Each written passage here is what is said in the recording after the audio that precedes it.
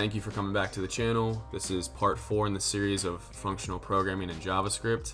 Today, we're going to be talking about function composition. Now, just to hit a quick recap, we've talked about pure functions already. We've talked about higher order functions. We've talked about currying. We've done some point-free syntax.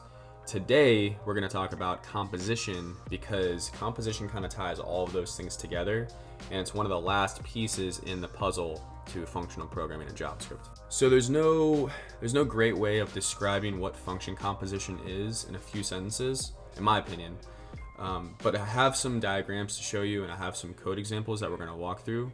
But before we jump into those, I wanted to give you like a janky definition in my mind, so that you can kind of get the gears turning a little bit before we jump into these examples. So long story short, function composition, you can think of it like this. It's basically like taking some type of variable and passing that one variable through a chain of functions. And as it goes through that chain of functions, it invokes the functions one by one. It does something to the variable, and then it returns that, and then passes whatever is returned from that function to the next function in the chain. And once all of the functions in that chain have finished piping the values from one to another, you then have the result of the function composition. Now, the reason that function composition is so powerful is because we're able to step away from the imperative approach of writing logic, being, line by line, and instead write our functions in a way that it's chainable, and we get this nice waterfall of events. And this is beneficial because, one, it's easier to understand for a new developer coming in. They can just read literally like a poem how things are working in the application. And more importantly, it separates your logic to where things are easily testable. You can test the individual functions in the composition, and overall it just makes your logic more expectable, I guess you can say, and more immutable. Now, before we get into some actual examples and before I show you a quick little diagram, I wanted to show you a more contrived example of what function composition is, just so you can kind of get the gears turning in your brain. Now, if you take a look at my editor here, there's a few things going on. You can see on line 1 that I'm importing FP from lodash FP, and if you're not familiar with lodash, it's basically just a JavaScript utility library. It gives you some helpers, and they have this nice FP sub library, I guess you can say. And what FP is basically just all of the normal lodash functions just auto curried and made to where it's functional for you. And then on line 3, we have this get valid users function, and it's equal to fp.compose. And lodash FP gives us this composition function out of the box for you, so that's what we're going to use for this example. And our fp.compose in this case, don't worry about all the noise here. All that matters is we're passing 3 other functions to it. And what's going to happen here is once we have this get valid users, and once we invoke it by passing in some type of data structure, it's going to invoke this fp.get. It's going to do something here, return whatever is here, and then pass it to the next function in the chain, which happens to be fp.filter. fp.filter will execute and then pass that result to fp.map. And as soon as all of these functions are finished executing, it'll then return us the result and store it inside of this variable on line 9. Now, you might be asking yourself, why is it that in this fp.compose example, things are flowing from right to left? And that's not usually how you think in programming.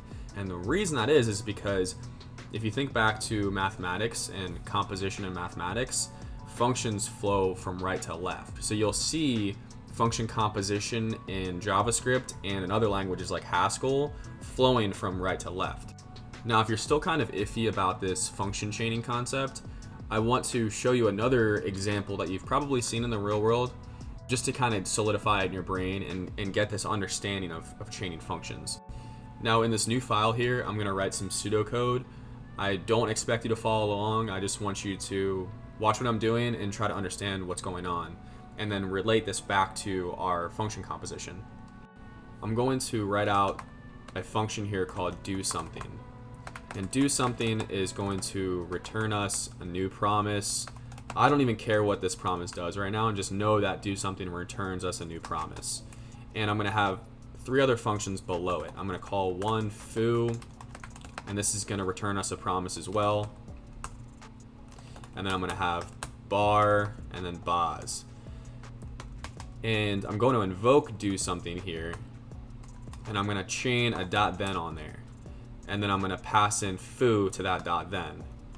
And since foo returns as a promise, I'm going to tie on another .then and then pass in bar.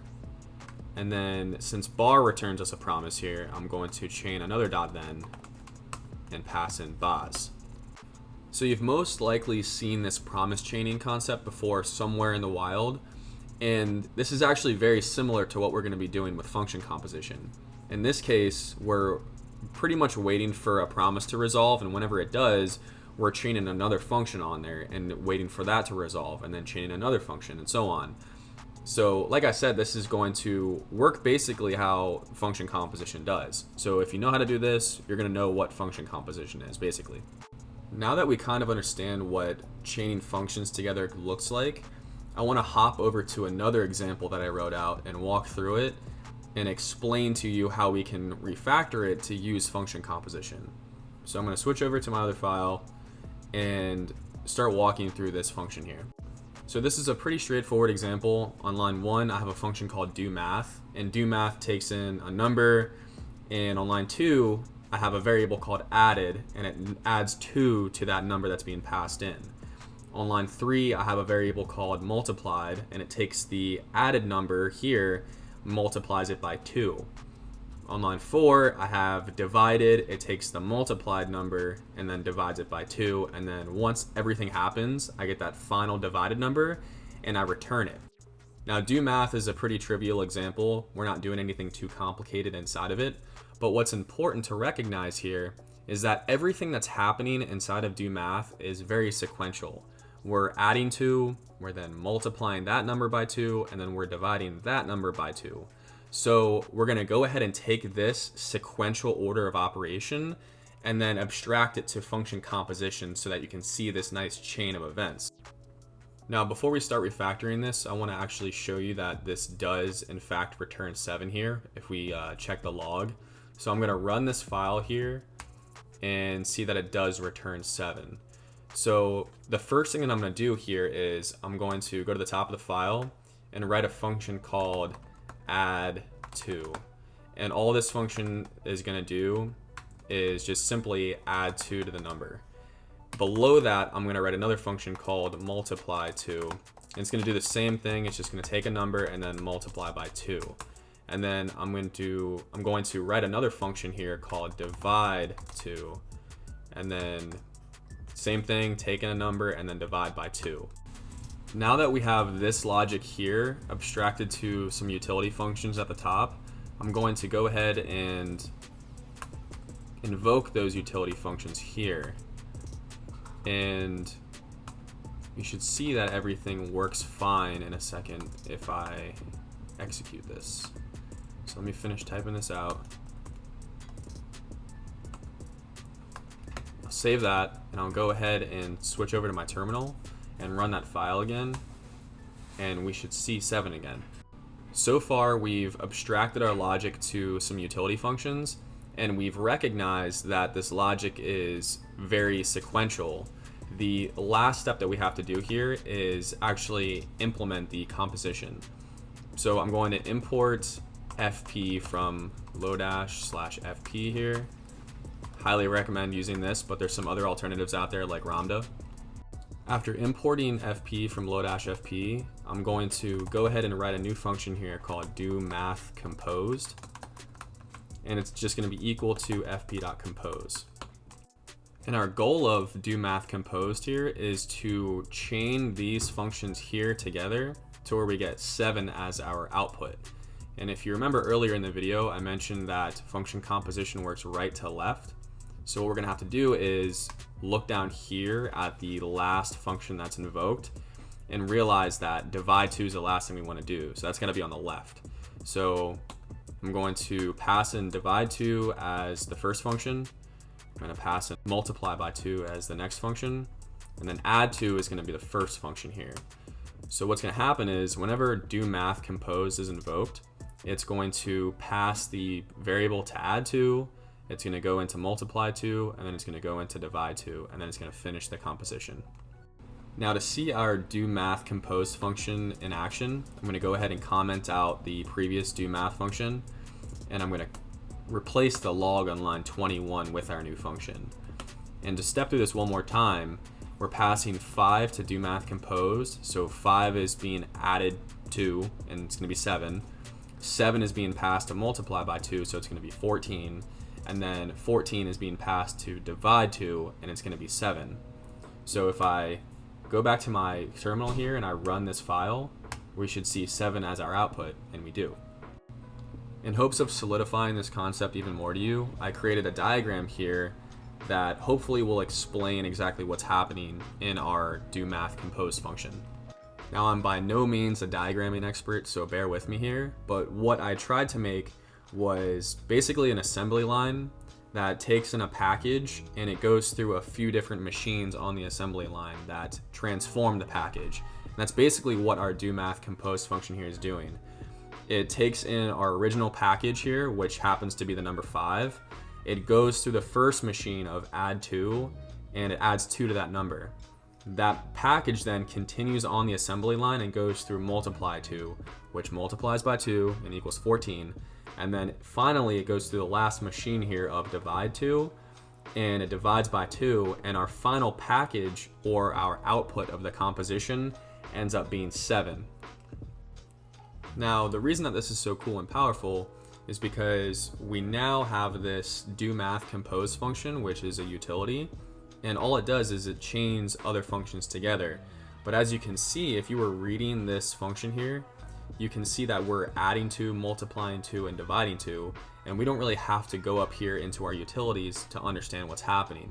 We know exactly what's happening by reading this kind of like a story or a poem. Our ability to chain these functions together is what makes functional programming so powerful. We have a nice utility function here. We have all of our sub-utilities abstracted out so that it makes our code very easy to maintain. It makes everything separated by concerns, and it makes things very easy to test as well. Now that we have an understanding of what function composition looks like, or composing functions look like, I'm going to get rid of fp.compose here and actually write a compose function from scratch, just so you know how it works under the hood. So to do that, I'm going to get rid of line 1 here, get rid of the import for lodash, and I'm going to, on line 5, get rid of the fp.compose. And what I'm going to do is I'm going to write a skeleton of a compose function here, and then we're going to add on to it in a second. So if we take a look at line 7 here, we're invoking our compose function and passing in a list of functions to that, and we're doing something with that under the hood, obviously. And we can mimic this list of functions here in our parameters by utilizing the rest parameters. And if you're not familiar with that, I'll have a link below in the description. But basically what you do is you do the ... like spread, and you just supply a variable name that you want to be able to access those arguments by. So we're going to do ... fns. And what this is going to do is it's going to take any arbitrary amount of arguments that we pass into the top level function here, and it's going to convert it to an array. So now that we've passed in our list of functions to our compose function, we see that compose is returning us a function because we're able to call it down here on line 21. So we know we're going to have to take in some initial argument here. We're going to have to return a function that takes an initial argument, So what I'm going to do here is on line 5, I'm just going to call this arg, and we're going to do something with that arg here and this list of functions that we passed in earlier. Now that we know what this function is going to take in, I'm going to quickly write out the rest of this code, and then I'll explain it after.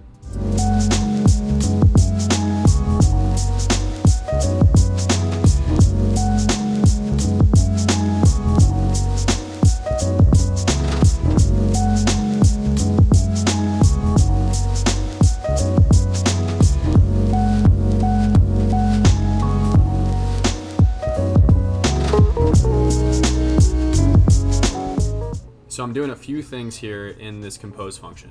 I'm taking the array of functions that we're passing in here, or what's being transformed to an array, we're then reversing it, and then I'm going to reduce over that list of functions, because what I want in the end is a single value from the array of functions in the list. You can see that I'm passing reduce a callback here as the first parameter, but I'm also passing it a second parameter here. And if you didn't know, the second optional parameter to reduce is actually the starting accumulator for the reduce. So let me explain what I'm doing here. I'm passing it at the start, I'm passing the compose function a list of functions. It's then translating that into an array, it's reversing it, and then I'm going to combine the values into one value. And the starting accumulator to reduce is going to be this number 5 in this case. And as it walks through all of the functions in this array, it's going to invoke every single function here, here, and here. And it's going to return the value from this invoked function with each accumulator being passed into it.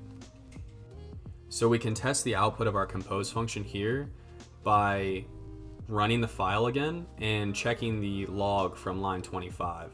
So I'll go ahead and run the file in my terminal on the right, and we'll see that 7's the output. So it works just like the lodash fp compose. Now that we've seen an actual example of function composition and we've dissected the compose function to understand how it works under the hood, we should be able to start applying some of this knowledge to real-world functional applications. One perfect way to start implementing function composition in your code base is to go through your code and look for signs to implement function composition. In this case here on line 18, this is a perfect sign.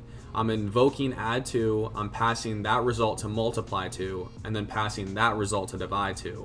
We can easily refactor this by using function composition like line 11. Both of these cases do the exact same thing, but the one above here on line 11 is way cleaner and a way more scalable approach to writing chained logic. The true power of function composition comes to light when we start implementing all of the things that we've learned in this video and in the previous videos. 1, we start writing our functions in a pure way. 2, we start abstracting our logic into smaller, more reusable and testable pieces. 3, we start implementing currying. 4, we start implementing higher order functions to add a nice layer of abstraction. And then 5, we combine all of those together into composable, chainable functions. Now this is a pretty complicated subject and no one is going to understand this right away. It's going to take some time to fully grasp how this stuff works under the hood and start thinking in this way. But once you do start to think this way, you'll be able to start implementing more and more complicated examples of function composition.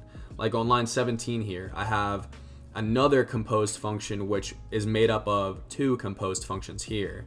And on line 22, if I go ahead and invoke this, I'm going to get number 14, because what's happening here is I'm passing 5 into another composed function, and 5 is being piped through this compose here, which is multiplying by 2 and adding 2, and then it's being passed into our doMath composed function here, and then it's running through that chain of events as well. So my point is you can start building really cool composed applications by fully grasping this compose idea. Before I end the video, I want to quickly explain exactly what's happening here in our last example. In another compose function, when we invoke this, 5 is being passed to this compose here on line 19. 5 is going through multiply by 2, so it's going to multiply 5 by 2 and be 10. It's going to pipe that result to add 2, so 10 plus 2 is going to be 12. And once this compose here finishes, that's going to be piped to doMath compose. So at this point here on line 18, we have the number 12. 12 is going to be passed into add to here and be 14. 14 is going to be passed into multiply to and be 28. And then 28 is going to be passed into divide to and end up with 14 as our result. I hope some of this was useful to you. I highly recommend pulling this code down and trying it out yourself. And if you're still completely mind-boggled, please ask me questions in the comment section below and I'll do my best to answer them. Once again, I appreciate you joining me on this journey to functional programming in JavaScript, and stay tuned for the next video. Thank you.